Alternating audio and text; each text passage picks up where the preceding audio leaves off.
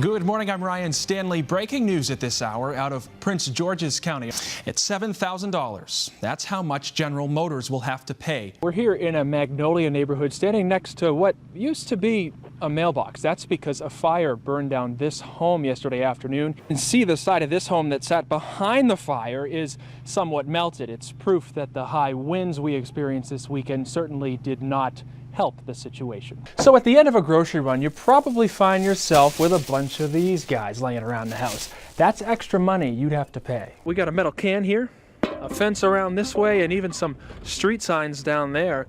Come on and walk inside with me. If you take a look up to your right-hand side, it's got what almost looks like an armored door here. It's metal, and give it a little tug there. Almost no one's getting in. Well, this family has been out here for over 2 weeks digging for their dogs. One should have been buried right here. The thing about the medication is you won't just find it in 1 or 2 types of cough medicine. You'll find it in a lot of the medications you might use. Well, if you like bacon, get ready to pay up. Prices are on the rise. A brand new virus is killing piglets on pork farms in more than half of the states in the U.S. Paul, there is an 8-mile stretch of Route 1 here in Kent County that's under construction. Taking a live look here from Chopper 16. But if you walk out that way, you'll see they're going to have 4 full-size basketball courts that can be used for so much else as well. Well, local schools are growing even faster than the kids. A review by the News 4 I-Team reveals Northern Virginia and Maryland school districts are now using more than 3,000 portable classrooms. Tempers flared today at Victory Church in Dover. This is wrong. We'll do it later today. We should have been told. This is wrong. Now, I've been straight with you and been a good neighbor and a good friend, do anything for anybody. But to put this in my backyard and not say a word to anybody. It's not there yet. Well, and it's not going to be. The church wants to provide the land to build a tiny home community for Dover's homeless population. When we told some neighbors about the plan, they were not happy. Thomas Farmington lives right next door. You know, it's a church, so you let them do what they want to do because it's a church. Homeless shelters, you feel sorry for the people that are in them and all that stuff, and I do. But there's also some bad elements. You know, I'm not saying all or not saying part or whatever. And I mean, to have to leave my mother, you know, with that, I don't think that's... We need to talk about this. We definitely need to talk about this. Aaron Appling is the pastor. I believe, and our church believes, that every person should have the option to have a roof over their head. And if we have land and we're not doing anything with it, we want to provide that option. Sue Harris is the brain behind the project. She says getting someone safe and stable in a house is the solution to a lot of problems. Once that happens and they feel safe and they feel that they're productive members again and they have a place in society and they are a part of a community, it's amazing what happens. Until then, neighbors remain on edge and say they'll be making noise with their elected county officials. There are well over 1,000 animals buried at this pet cemetery, and people are being told they have less than 2 weeks to get in there, remove the headstones, and exhume the remains of their pets. This is the Delaware SPCA in Newark, and today, just behind the building, families spent hours digging out their pets they buried there years ago. Some have spent days. Dawn Mitchell runs Doggone Happy Animal Rescue in Kent County. Even if it's been, 10, 20 years, it's still, if they thought enough to go through this then, it's still going to impact them greatly. And when you bury them, it's to rest in peace, not to have to go through this. The SPCA in Newark is having financial problems and will move animals to the SPCA shelter in Georgetown. They hope to attract commercial development to this property. The land is listed at almost $10 million. Representatives from the SPCA declined to comment Friday. Well, this family has been out here for over 2 weeks digging for their dogs. One should have been buried right here at this headstone, but they can't find it. They're about 6 or 7 feet in that way now, and still no sign of their dog. This man is 69 years old, and he says it's the last thing he expected to be doing when he buried his dog here almost 30 years ago. Charles Cobb lives in Bethany Beach, and he worked for this SPCA when he was in high school. Buy a plot. It's your plot. I mean, it's like you go to a burial plot for a person, you can just move them anymore. It's just not right. Right or wrong, the clock is ticking for owners to retrieve their pets. Well, Dawn tells me she thinks the facility should stay open in this situation, but moving more SPCA resources to Sussex County is much needed. Sadhana Singh calls herself a dreamer. She was born in Guyana and her parents immigrated to Georgia. She graduated 11th in her high school class. Georgia is one of the toughest states for immigration, and they actually bar undocumented students from going to the top 5 colleges. So I was locked out of those colleges. Delaware State University announced today they are signing on to that partnership that will bring these types of students to the school. Students who had no control over how they ended up in the U.S. oftentimes face financial and other problems when looking at colleges. Sadhana worked for 9 years before hearing about the Dream.US scholarship on the radio, geared towards students who grow up in states that have restrictions like Georgia. Governor Markell thinks there's something special about programs like these. We're in the business of helping people achieve their dreams, and it's about hope. And I think this provides so many deserving young people an opportunity to go as far as their potential will take them. The program will not cost the state money because it's coming from the actual scholarship fund. It offers scholarships of up to $25,000 for a bachelor's degree. The scholarship has given me a new life where I now have hope. I now have people that are supporting me, encouraging me to go after my dream. It will also offer 100 scholarships to students like Sadhana in Delaware and Connecticut. And the co-founder of that group says that DSU has already done a lot to help students who wouldn't have otherwise been able to go to college, so it was naturally a good fit for the partnership. Reporting here in the Kent County Bureau, Ryan Stanley, WBOC News. Chris. This is a News 4 News Break. Good morning, I'm Ryan Stanley. Breaking news at this hour out of Prince George's County. Officers are now calling the deaths of 2 people in Fort Washington a murder-suicide. Police found the bodies late last night on Jaywick Avenue. They won't tell us how those victims died, but they do believe this incident was domestic. We'll bring you more information as it develops.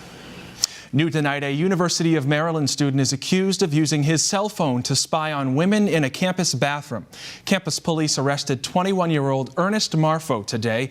The incident happened last Wednesday afternoon in the Biology Psychology building in College Park.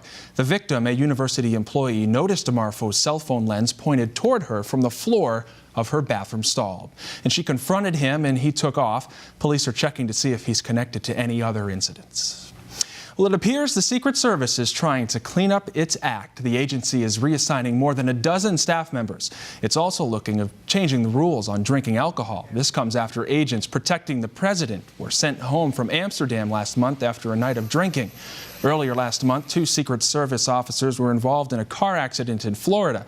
They'd reportedly been drinking before that as well. Well, local schools are growing even faster than the kids. A review by the News 4 I-Team reveals Northern Virginia and Maryland school districts are now using more than 3,000 portable classrooms. The larger trailer-like buildings are set up out back.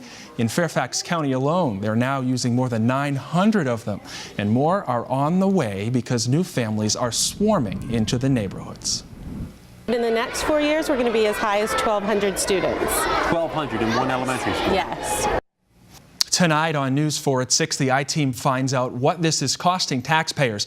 We'll also find out why school principals say these trailers do impact the students and teachers. Well, heads up if you live in La Plata. Tomorrow, you can vote on whether to build a super Walmart in town. The store would be built at the corner of Rosewick Road and Route 301. You can vote on today's referendum anytime between noon and 8 o'clock at the La Plata Town Hall. Well, the Maryland man who saved a boy pinned under a runway bus is telling his story. Matthew Knight volunteers as a police officer in Baltimore County. He wore his uniform when he spoke to reporters for the first time. On Monday morning, he was working his paid job at Southern Management Corporation. He says something caught his eye on Powder Mill Road in Beltonville near the entrance to High Point High School. I assumed that the bus was trying to turn onto Powder Mill Road, and just a regular instinct that, I look up at the bus driver to make eye contact, and there wasn't one. There was nobody behind the wheel. And Knight says his police training kicked in at the time, and he yelled to the child to get out of the way, stopped his car, jumped out, and ran toward them. He rescued the kid under the bus just as paramedics arrived, and police arrested the 61-year-old bus driver. It's $7,000. That's how much General Motors will have to pay for every day it fails to answer questions about a massive recall. The National Highway Traffic Safety Administration says it gave GM extra time to answer technical questions about the faulty ignition switch linked to 13 deaths. The deadline was April 3rd. GM claims it has already produced thousands of documents. The $7,000 per day fine is the maximum allowed. 2.3 million Toyota cars, a massive recall this morning across North America. If you drive one, there could be a problem in your seat, steering wheel, or even the airbag. Nearly 30 models are affected, including Corollas, RAV4s, and Highlanders. No crashes have been reported for these problems. The company's recalling more than 6 million cars worldwide. For a full list of affected cars, you can go to NBCWashington.com. Well, if you like bacon, get ready to pay up. Prices are on the rise. A brand new virus is killing piglets on pork farms in more than half of the states in the U.S. Millions have died so far. It's not a disease you or any other animal can get. It's having a big impact on the pork industry, though. A pound of pork is now more than 60 cents more than it was a year ago, and it could rise even more. And well, the name Chicken Cup, it doesn't sound like a fancy piece of porcelain, but don't be fooled.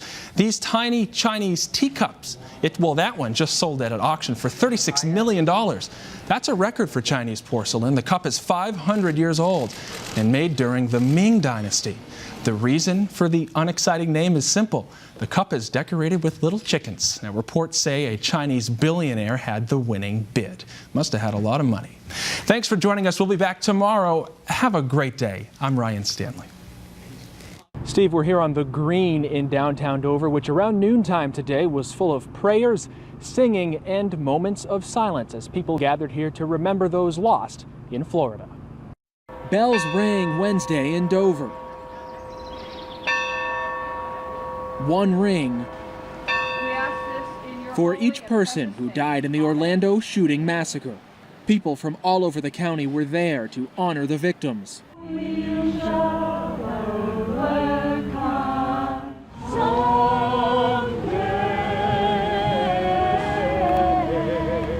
Harry Baxter is a retired Methodist pastor who came down from Smyrna. We realize that if we don't speak up, we are part of the problem. Then we need to speak and stand together for peaceful reconciliation and resolution. Pastor Ellen Whitco from People's Church in Dover helped organize the vigil. She says she wants it to show that the community will not put up with hate. What happened in Orlando was horrible. It was sickening, and especially at a place where so many people found sanctuary, where they felt like they were free to be who they were and not be judged. And the names of the victims. Luis Daniel Wilson Leon, 37 years old. Gerald Arthur Wright, 31 years old. Read out loud, one by one. People in Dover Wednesday doing their part to show solidarity with Orlando. Well, People's Church of Dover, Wesley United Methodist Church, and Christ Church right here in Dover are a few of the churches who came together to plan this vigil. Reporting live here in Kent County, Ryan Stanley, WBOC News, Dover.